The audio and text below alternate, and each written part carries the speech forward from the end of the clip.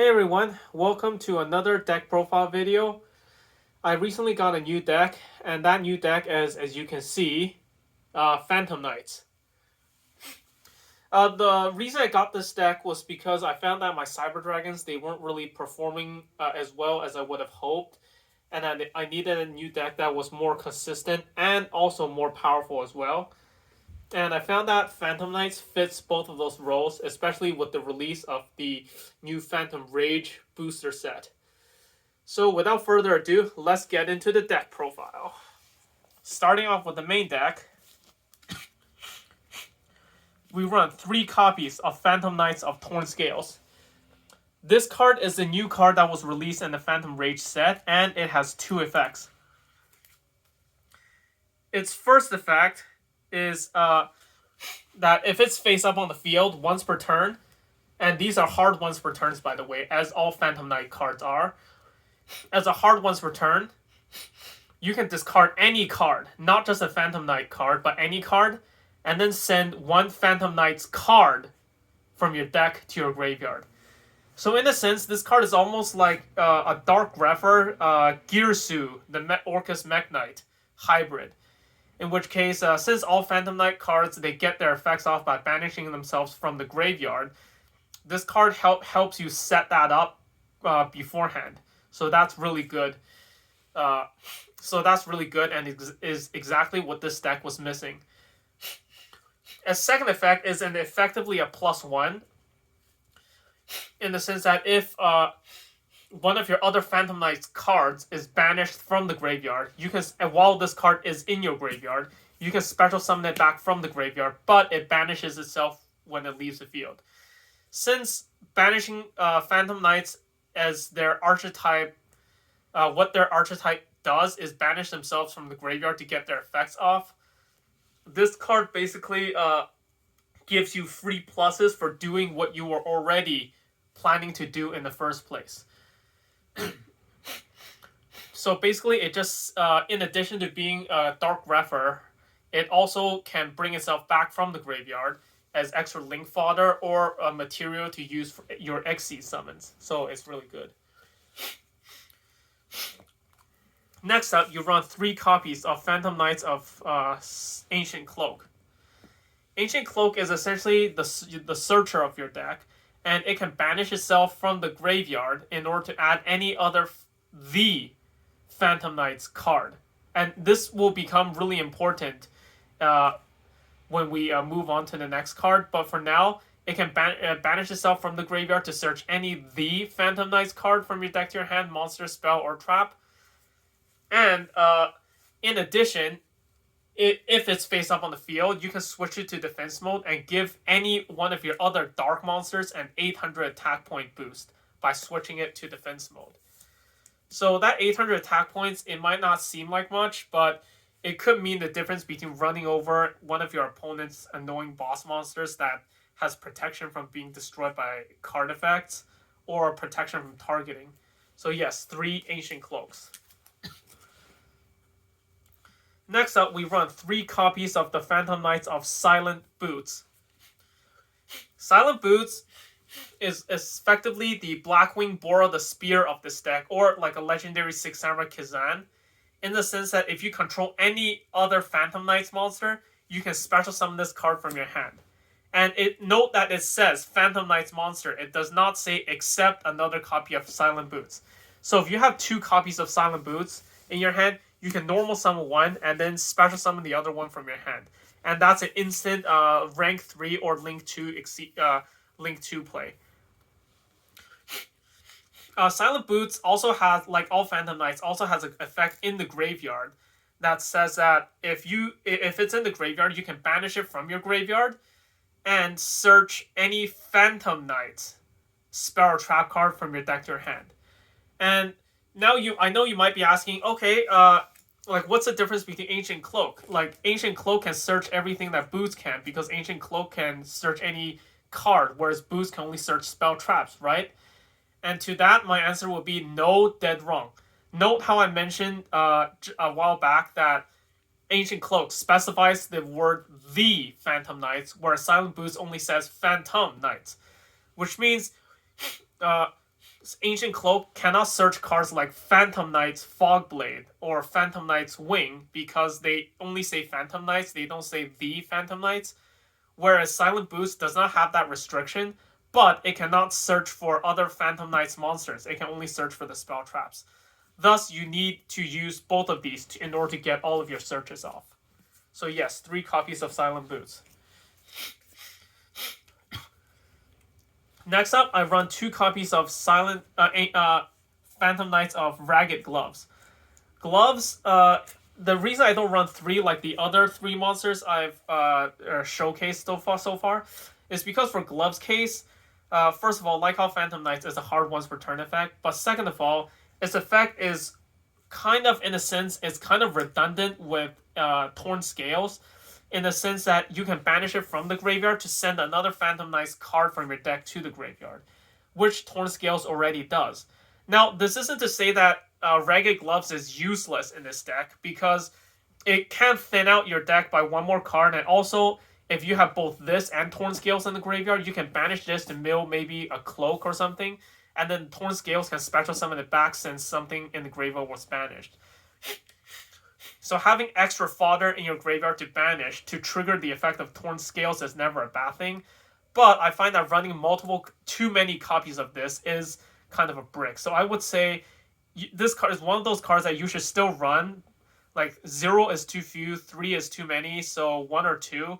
And I feel that having 2 gives you the opportunity to maybe get this card's effect off a second time. So yes, I run 2 copies of Ragged Gloves. And one thing I should mention is that if you overlay this card with, say, maybe another Phantom Knights monster and then go into a Dark Xyz monster, that Dark Xyz monster automatically gains 1,000 attack points. And as we stated before with an Ancient Cloak, if you combine this card, its effect, and use it in conjunction with Ancient Cloak to boost it for another 800, that means if you summon something like a Phantom Knights of Break Sword, which normally only has 2,000 attack points, and can go up to 3,800 attack points, which is strong enough to run over cards like Ultimate Conductor Tyranno, just off of sheer brute force, even without using the effect. So yes, 2 copies of Ragged Gloves. The last Phantom Knights monster I've run is 1 copy of Phantom Knights of Stained Greaves. Stained Greaves, you really don't need more than 1. I would say of all the Phantom Knight monsters showcased so far, this card is by far the least useful, but it's still one of those cards that you should still run, because ultimately you only get 1 normal summon a turn. And Phantom Knights of Stained Greaves, it kind of helps you bypass that. So again, this card has 2 separate effects. The first one says that if another Phantom Knights monster is special summon, and note that it says special summon. If you normal summon another Phantom Knights monster, this effect would not apply. So if another Phantom Knights monster is special summoned to your side of the field, you can trigger this card in your hand and special summon it as well as a level 4 or a level 3. So I really like how it gives you that option to choose level 4 or level 3. It doesn't force its level on you. So in this case, it's almost like a Cyber Dragon Veer or a Wind-Up Shark. Although I would still say both of the other 2 cards are better than Stained Greaves in this regard, because they don't specify the word special summon. Its second effect says that if it's already in the graveyard and you have, let's say, a Phantom Knights monster in your hand, you can banish this card from the graveyard and then special summon the Phantom Knights monster in your hand as a level 3 or a level 4 monster. So basically, if you already made a normal summon and you have another, let's say you don't have a Silent Boots in your hand, but you have this thing in your graveyard, you can maybe make the first normal summon. You can make your normal summon, and then you can use this, banish yourself, special summon this as a level 3, and then you can still continue your combo as if nothing happened. But again, these effects are hard once per turn, so this is why ultimately you only really need 1 copy of this thing. Okay, so that's it for the Phantom Knights. Let's get into the other monsters I run in this deck. So I run 3 copies of Tour Guide from the Underworld. In my opinion, Tour Guide is one of the best TCG exclusive cards ever printed, and it came out in 2011, which means it has been almost a decade since this card has been legal in the TCG. And it was an amazing card when it first came out, and it is still just as amazing of a card today. Tour Guide basically says that when it's normal summon, you can special summon 1 level 3 Fiend monster from your deck to your side of the field, but negate its effects. So this card in this deck sets you up for a instant rank 3 or a link 2 off of its own effect. And you have to run 3 because because the combos that this deck uses, one card opening just as Tour Guide by itself can easily get you up to 4 disruptions on your opponent on the first turn. So yes, 3 copies of Tour Guide. And I'm so glad that this card came back to 3, because if this card was at 1, it would just feel like really niche and really awkward to have to run that 1 copy of Tour Guide, and I hope that you don't end up drawing all your targets in the deck before you end up drawing the Tour Guide. But now that it's at 3, you're pretty much will always be able to open with this card consistently in your opening hand. Next up, I run the a mini Burning Abyss engine with 2 copies of Graph and 2 copies of Seer. I know these 2 cards are at 3 now, and technically if I wanted, I could run 3 copies of each. But the reason I don't do that is because I really feel that 2 copies is really all you need. And even then, sometimes in games 2 and 3, I actually side out 1 copy of each, so that really after siding, I would only have 1 Graph and 1 Seer left in my deck. But what these 2 cards basically does is that they're both Tour Guide targets, which means that when you normal summon Tour Guide, you can summon either one of these or another copy of Tour Guide from the deck. And because they're level 3, it's you can easily go into rank 3 play or a link 2 play. And one thing you should remember with Burning Abyss monsters in general is that if you control a non-Burning Abyss monster, by default, they will self-destruct and send themselves to the graveyard. However, what I really like about Tour Guide, and it really feels like everything working in tandem with each other, is that Tour Guide actually negates that effect on the field. So when you normal summon Tour Guide and special summon, say, a Graph or a Seer onto your side of the field, the Graph and Seer would have their effects negated, and they won't self-destruct. However, both Graph and Seer have an effect in the graveyard when they are sent to the graveyard. Graph lets you summon another Burning Abyss monster from the deck except another copy of itself. And since you only have 1 legal target, you would obviously summon a Seer. And when Seer is sent from to the graveyard from anywhere, you can special summon 1 Burning Abyss monster from your graveyard, which, if you want, you can summon back the copy of Graph that was just sent to the graveyard.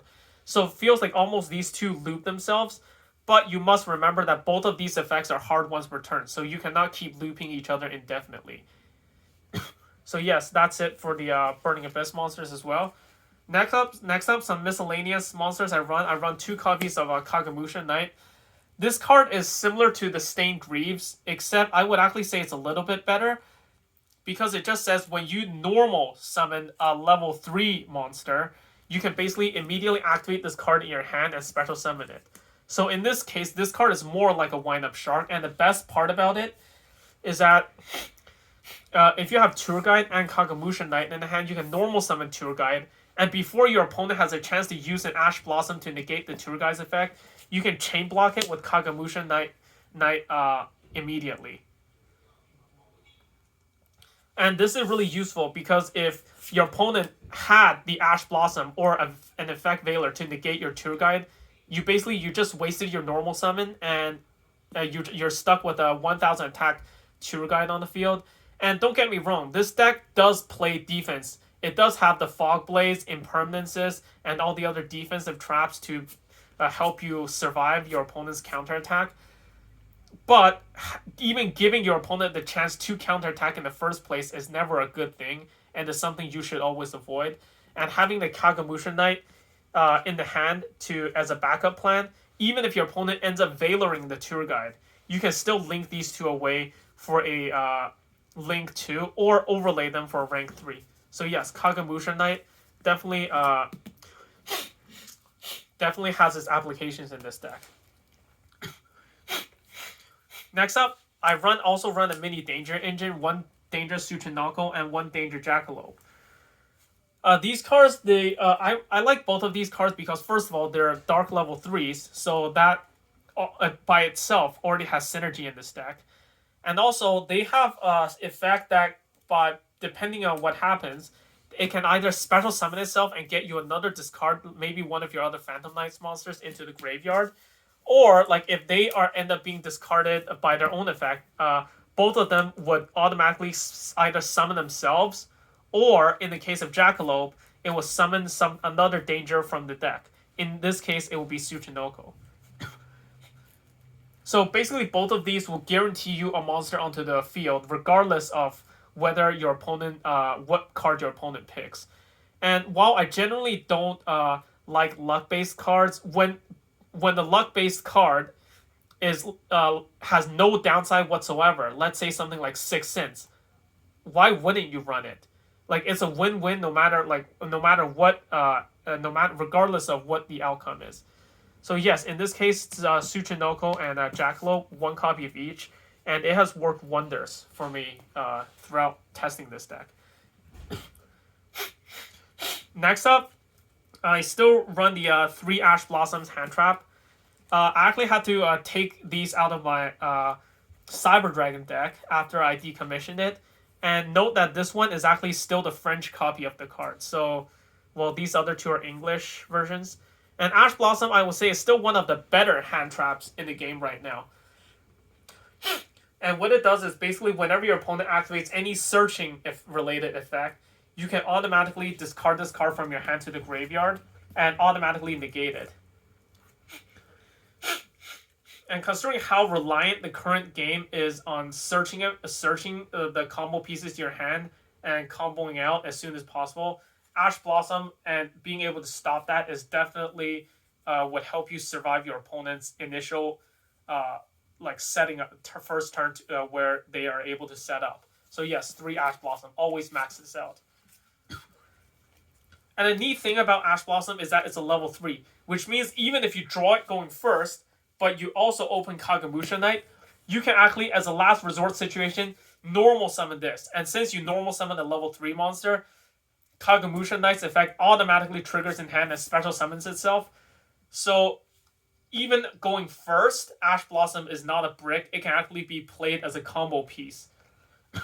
And you can basically just get yourself a free rank 3 or a link play. And yes, that's why like an Ash Blossom in this particular deck is not just another hand trap that can only be played defensively. It actually has synergy with the rest of the deck as well. So that's it for the monsters. Let's get into the spells. Every Phantom Knight is a warrior attribute, a warrior type, and so is Kagemucha Knight. So you have to run the reinforcement of the army. And since all Phantom Knights, they get their effects off while they're in the graveyard, you run Foolish Burial to mill them to the graveyard.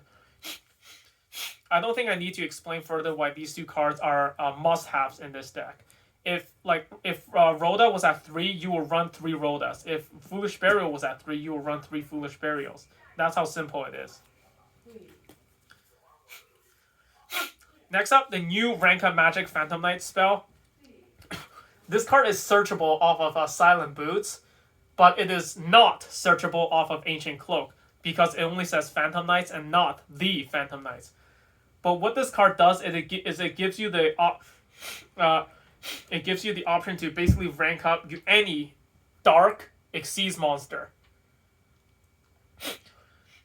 you control into another Dark Xyz monster with a higher rank. So most of the time you will be using this on your Dark Rebellion Xyz Dragon. Although, if you wanted to, you also have the opportunity to use it on, let's say, your Break Sword, your Evil Swarm Nightmares, or any other Dark Xyz monsters.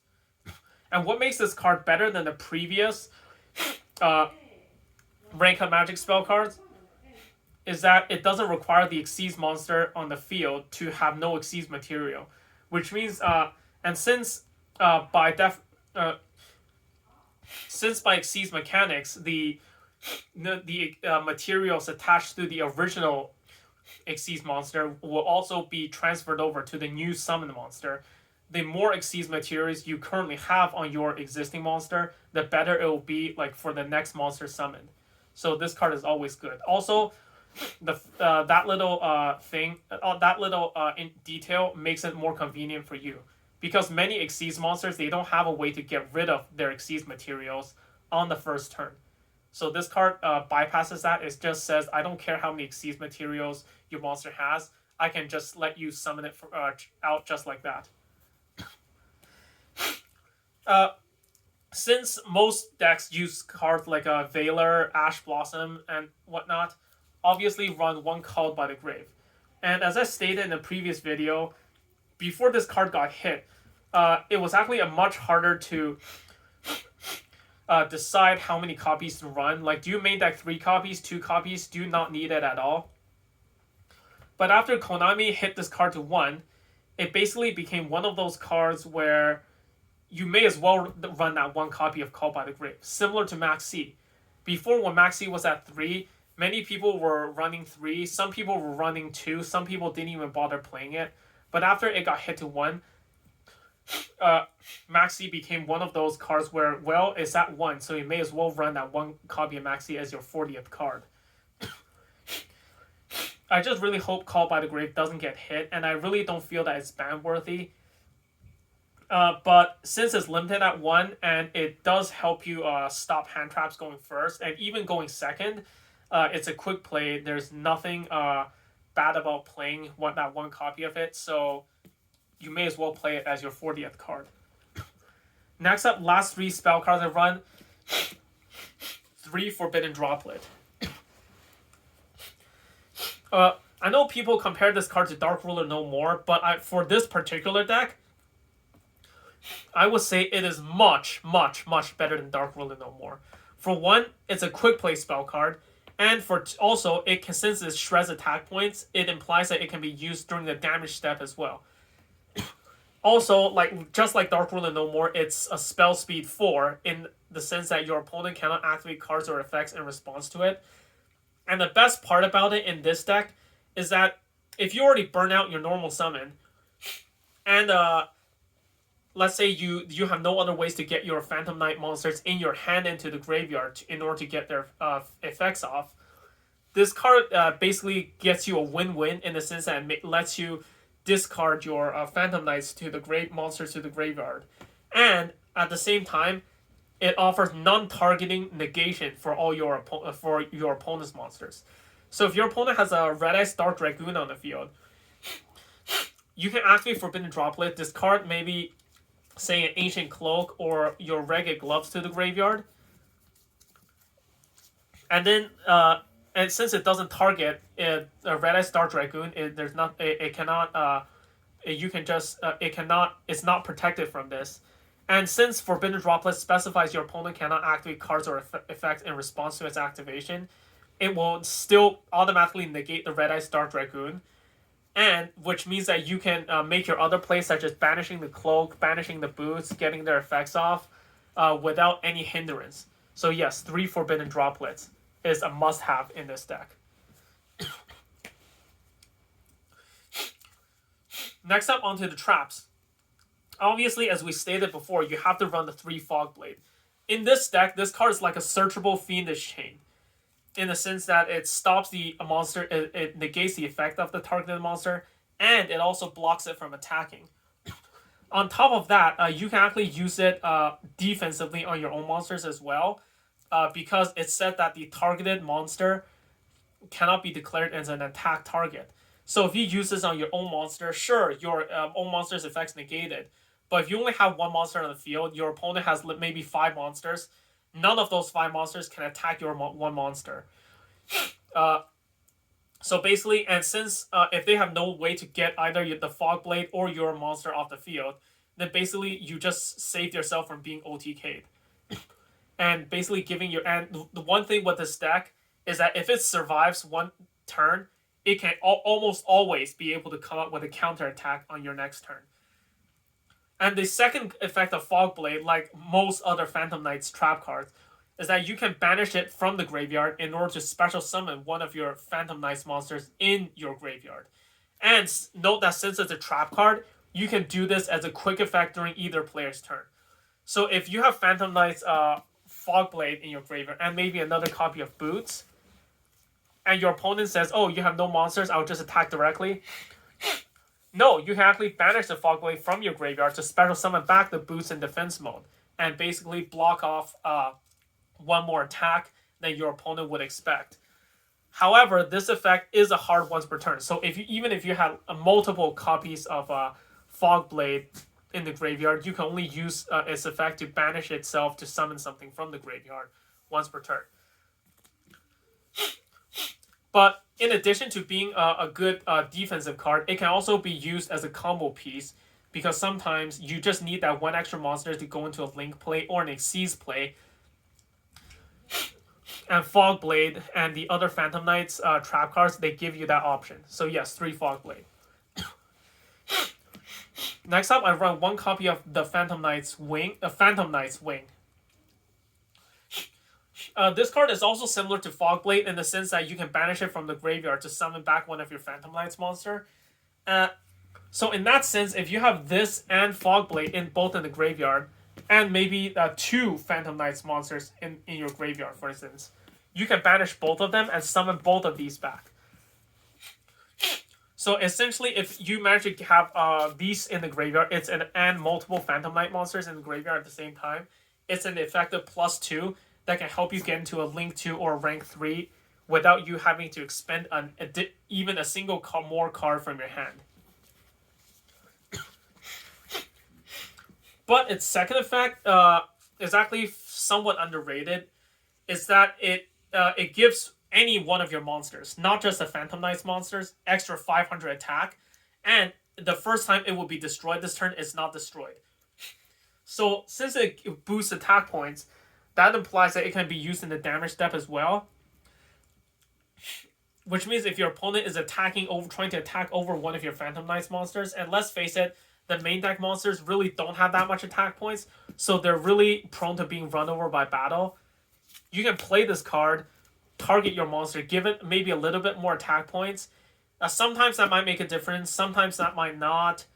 But at the end of the day, the monster you targeted is guaranteed to be able to survive at least one more attack than it would have. And the thing is, the 500 attack point gain, it does not say until the end phase. So if that monster survives, it's going to keep its 500 attack point gain basically for the remainder of the time it's face up on the field.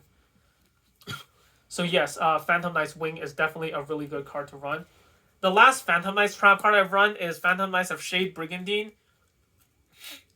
This card, from my experience, it is a little bit overrated. However, as the saying goes, underrated doesn't mean the card is overpowered. Just as overrated does not mean the card is garbage.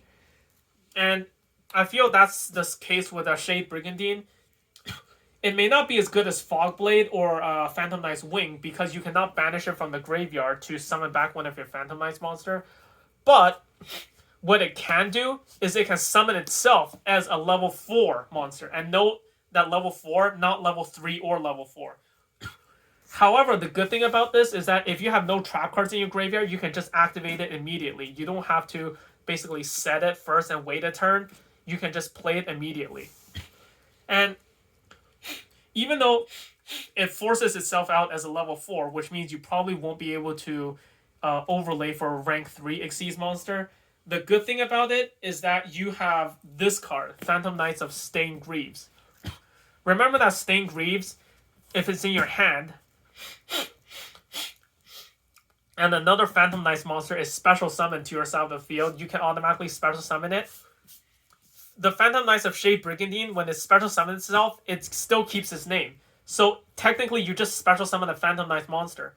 So Phantom Knights Stained Greaves will be able to trigger itself and special summon itself as well. So just like that, that's an instant rank 4 Xyz play. And considering how most of your other Phantom Knights trap cards, they can banish themselves from the graveyard anyway, most of the time you can easily manipulate your graveyard to have no traps, and then just play this, and then special summon this, and then instant rank 4. So most of the time that'll be what you would be using the Shade Brigandine with, although if you wanted to, you can also play it to block another attack. And sometimes maybe being able to survive one extra attack could mean the difference between winning and losing. So that's 38 cards, and the last 2 cards I run 2 copies of Infinite Impermanence. I would run max this out at 3, but again, I only have 4 Impermanence total, and the other 2 are still in my ABC deck right now. And I definitely say I like this card more than Valor, because even though on the surface it does something similar, it does have those really nice effects on the side where, oh, if you draw it as your 6th card, you can play it as a Forbidden Chalice. If you're going first, you can set it and then end up negating maybe one of your opponent's spell traps if they happen to play it in the same column. And, of course, if you're going second and your opponent tries to combo off on their turn, you can play this as if it's in effect Valor. And all those little things, they might not seem like much, but over the long term, they do start to add up. So, yes, I run this card, and I definitely say that I would rather have this over Valor. Although, if you cannot afford this, and you can only afford effect Valor, I say maybe 70 to 80% of the time you will get an outcome that is just as good. Although an inherent benefit to this is that it does not trigger cards like Triple Tactics Talent, and also it cannot be negated by cards like Called by the Grave. So yes.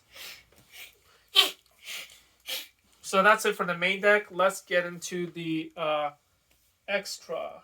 Let's get into the extra deck. Starting off with the Link Monsters. 1 access code talker. This card just came out earlier this year, and its effect, the best part about this effect is that, like Forbidden Droplet, your opponent cannot activate cards or effects in response to it. So even though it's not a quick effect, remember that it does not target. So essentially, and it's not a hard once per turn either. So what it basically does is that when it's Link summoned, you can select 1 Link monster in your graveyard that was used as Link material to summon access code. And then access code automatically gains attack points equal to the Link rating of that Link monster times 1,000. So if you use a Link 2, then it gains 2,000. If you use a Link 3, it gains 3,000. And the second part of this effect is what makes this card like insanely good, is that you can banish any Link monster from your graveyard, target any card your opponent controls. Actually, it doesn't even target. And then on resolution, it just destroys any card your opponent controls. So this is good because, first of all, it doesn't target, which means it can bypass anti-targeting protection effects. And on top of that, normally, if your opponent could respond, they will have to respond before you declare which card you want to destroy.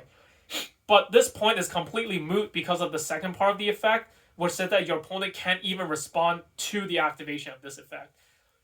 So basically, you can just say, oh, I banished this Link monster, this card you control is automatically destroyed, and your opponent literally just has to sit there and let their card get sent to the graveyard. So access code is really good. One thing you should remember with access code, though, is that the attribute of the Link monster does matter. So if you banish a dark Link monster to pop 1 card your opponent controls, you cannot banish another dark Link monster to use this effect again. You have to banish one of the other attributes.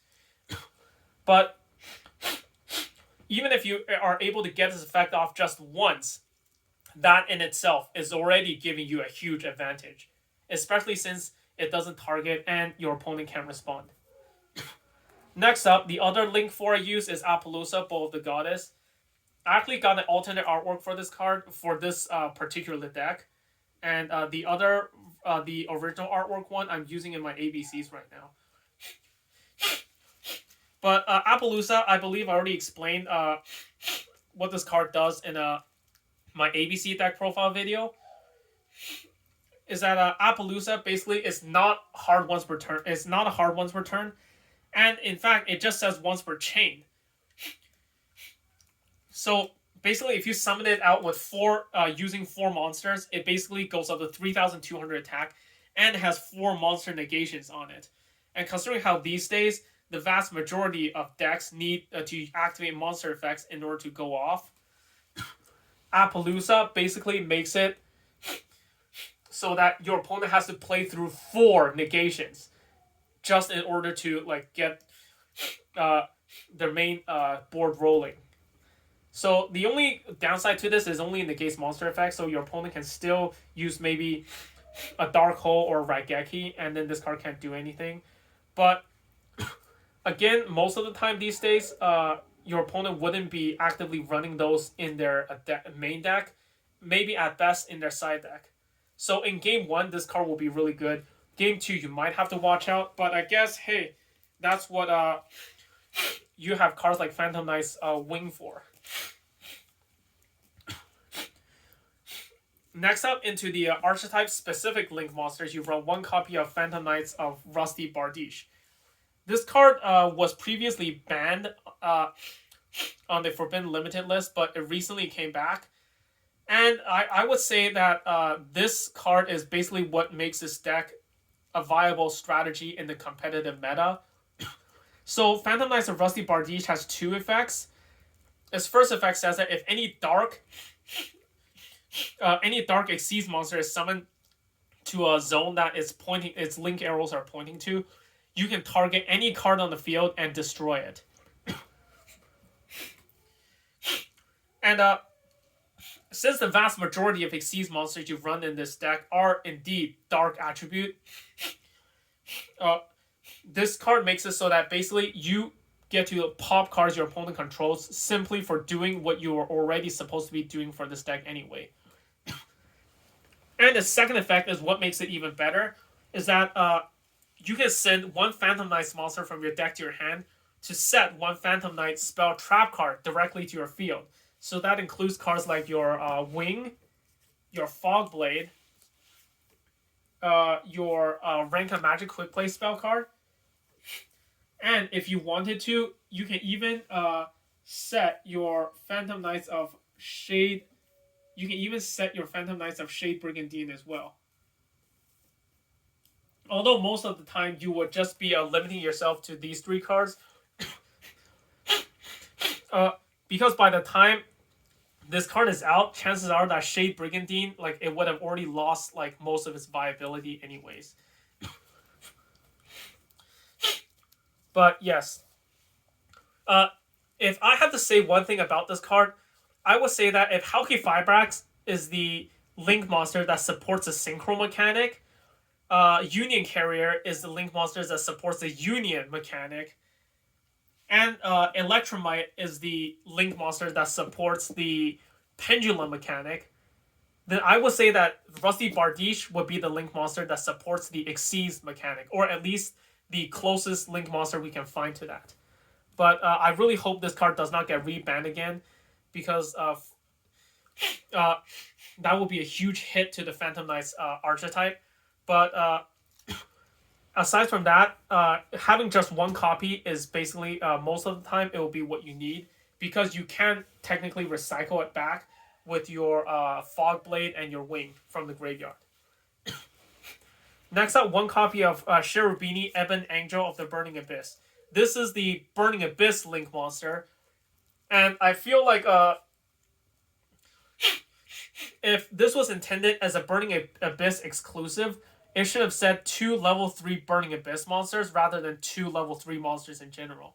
Since all the Phantom Knights monsters are level 3, this means you can technically summon it by maybe linking away 2 Phantom Knights monsters and then summoning this card out. Its other effect basically says that monsters it's pointing to cannot be destroyed by card effects. And you know what this means? If it's pointing to a graph, that means you can summon out your other monsters. And normally, if you did not have this card on the field,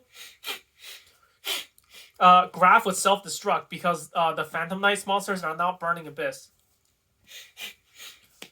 But But in this scenario, since it's pointing to, it's in the zone that Cherubini is pointing to, it won't be able to self-destruct, which means you can make your other plays and then still use your other Burning Abyss monsters as either Exceeds material or Link material. It also has another. It also has another effect, its second effect that lets you basically mill a level 3 monster, not just a Burning Abyss, but any level 3, including your Phantom Knights, from your deck to the graveyard. And remember that since this card is a cost, this effect is a cost, your opponent cannot use something like Ash Blossom to negate it. And even if they use Infinite Impermanence to negate this, that will only negate its attack boosting effect. The monster you send from the deck to the graveyard will still be sent. And realistically, the attack boosting of itself is just the icing on the cake. And even if it's negated, chances are you already fulfilled the main goal, which is to send your combo pieces to the graveyard from the deck. And another effect of it, and the final effect of it, is that if it would be destroyed by battle or card effect, you can send one of your other cards you control to the graveyard instead. So basically, if you have maybe pointing to a Burning Abyss monster and they try to run over your Cherubini by sheer brute force, you can say, oh no, I kill my Graph instead. Cherubini lives, activate Graph's effect, special summon back maybe like a Seer from the graveyard or something like that.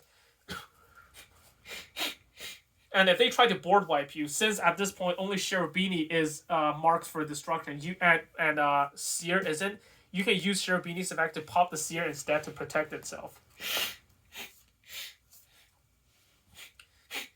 And since Cherubini it's basically almost always the first Link monster that you go into for your combo play, so you have to run this card.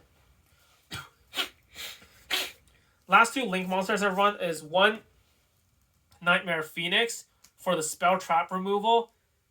It's always a good thing to have, and the discarding is not really even an issue because most of the time you actually want to discard your Phantom Knights monsters and sometimes even your spell trap cards, even your Phantom Knights trap cards into the graveyard. But sometimes, if your opponent has a certain floodgate on the field or some back row that can potentially stop you from playing, you want to either get rid of it early on or at least bait it out so that they don't get used on your more important cards. And one tech card I run, Wee Witch's Apprentice. I may cut this card out eventually, but for now it's in there as a placeholder, and even then it's not a bad card because it gives all your dark monsters plus 500 attack points, including itself. So when you summon it, it's an inherently a 1900 attack. And it also it decreases the attack of your opponent's light attribute monsters.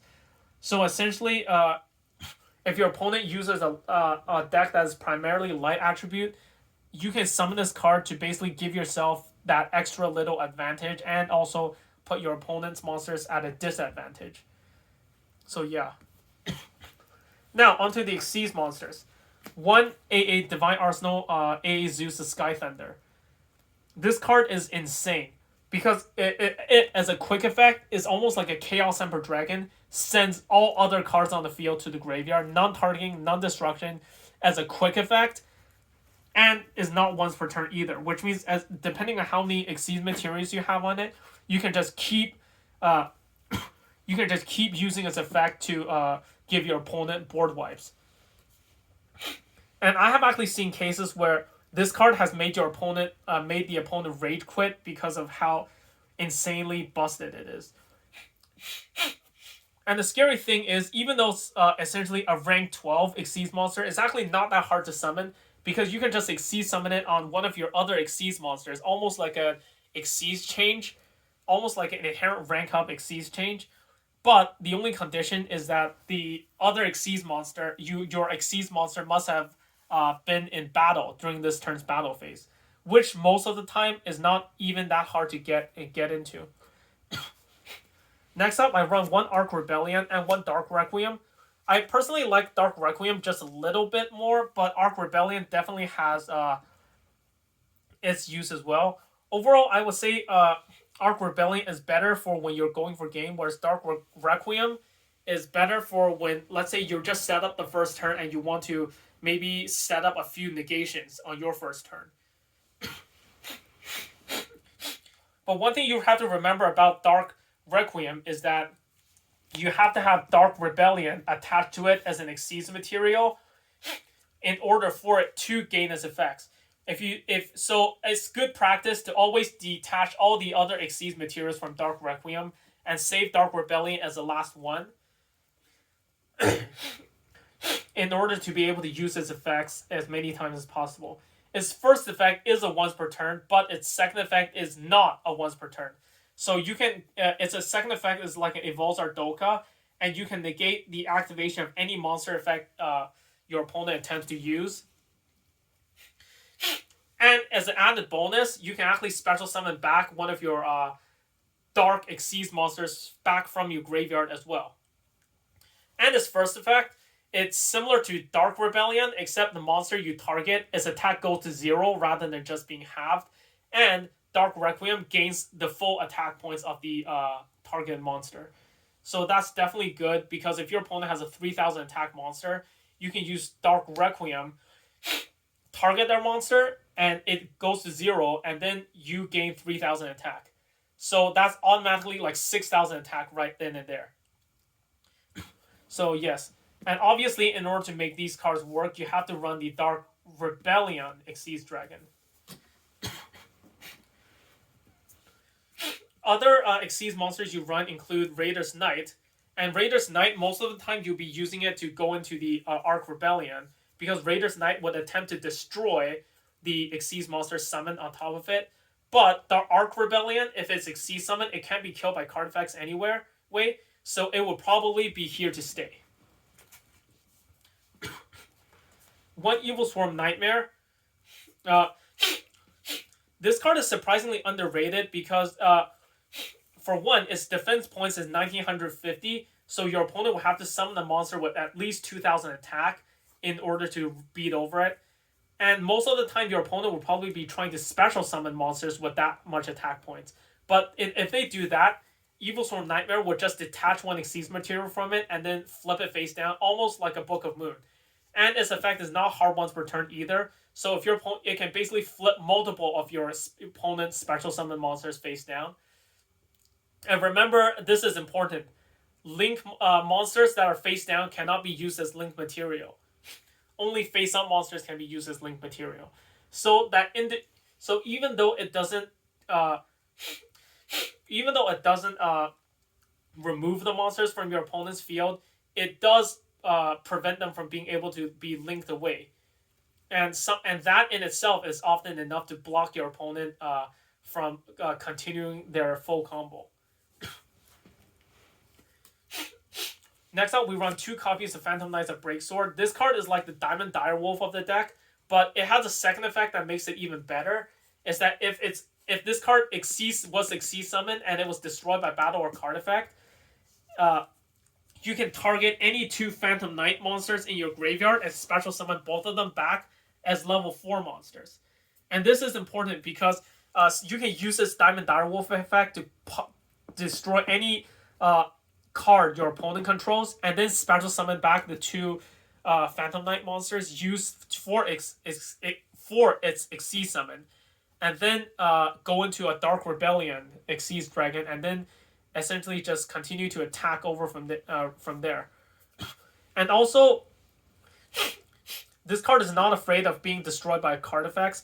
So if you want to use this card to bait out your opponent's cards like Solemn Strikes, or basically negations and destructions and whatnot, so that they don't end up being used on your more important cards later on. And this card basically guarantees you, it's basically forces a -1 on your opponent. And the insane thing is, it's not a hard once per turn. So if you summon multiple of these, you can pop multiple of your opponent's cards as well. Last card is run is 1 Levier.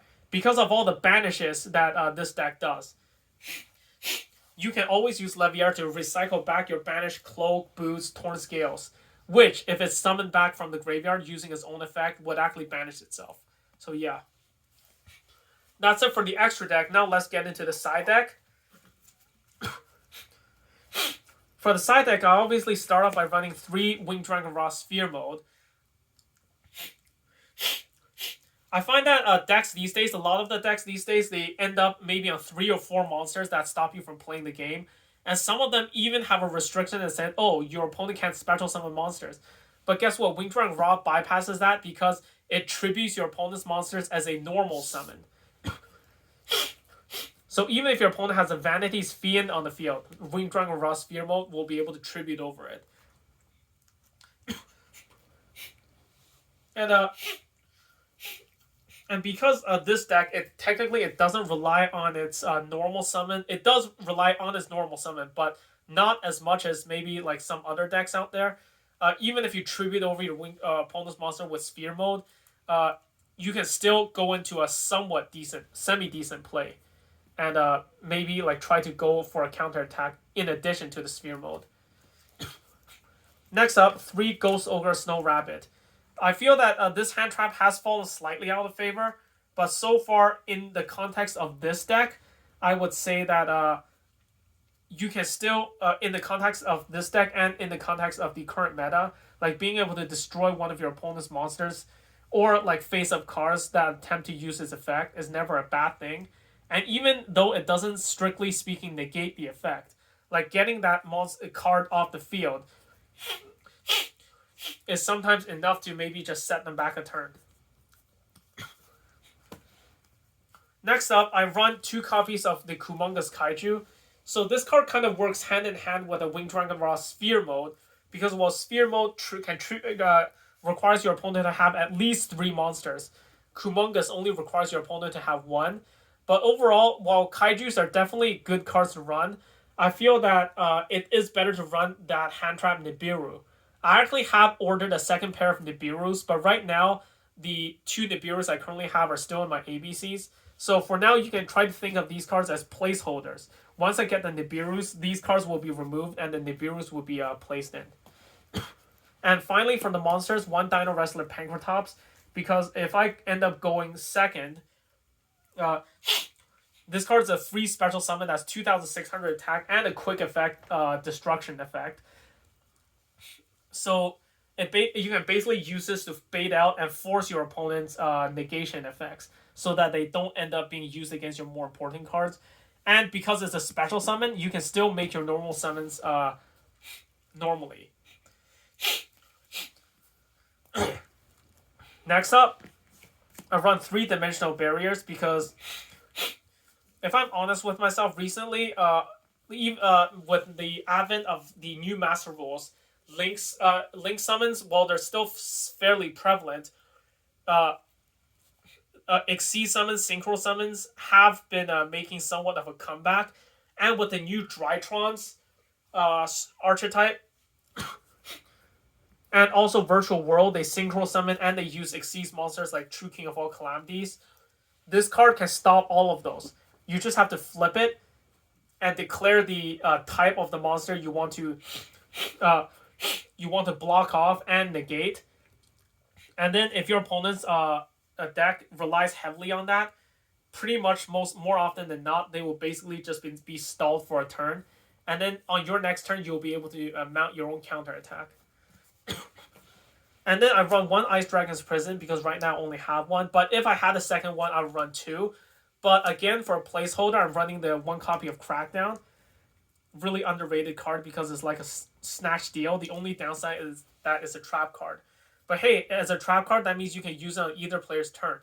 And finally, 1 copy of Red Reboot, because it's similar to Call by the Grave, in the sense that ever since it got hit to 1, it became one of those you may as well run that 1 copy. And I really like this card because it's really good against Altergeists as well. So yeah, that's it for my Phantom Knights deck. Feel free to leave your comments in the comment section below. Is there any other tech cards that I could have put in to make my deck better? And do you feel like you learned something if you were thinking of building Phantom Knights yourself? So thanks for watching, guys, and stay tuned because my next video will be on the a combo tutorial for Phantom Knights. Anyway, guys, thanks for watching, and I'll see you next time.